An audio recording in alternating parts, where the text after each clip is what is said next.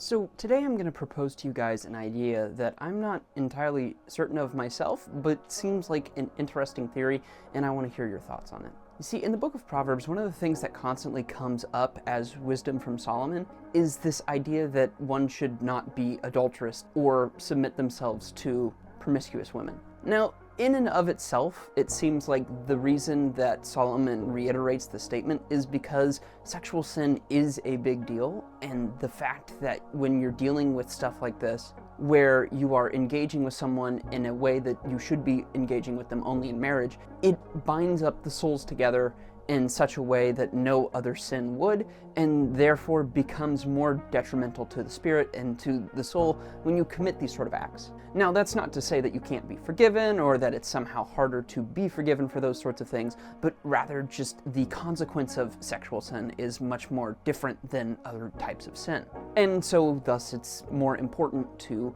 call out and avoid. We see this in Paul's letters as well. But I think there is another reason why the wisdom of Solomon in the book of Proverbs spends so much time on adulterous relationships and promiscuous women. See, all throughout the Bible, both in the Old and New Testament, we often find that our relationship with God is compared to a marital relationship. Now, our relationship with God is obviously different than a marital relationship, but there are certain similarities which are constantly called out, and one of those is this idea of being adulterous when you sin against God. And in a way, it feels like the wisdom of Solomon, given that this is wisdom given to him by God, may relate to this idea of being sort of adulterous to God, and the promiscuous woman in question here would be sin or temptation itself. Often wisdom in the book of Proverbs is portrayed as a woman. And so if we have these two choices of women,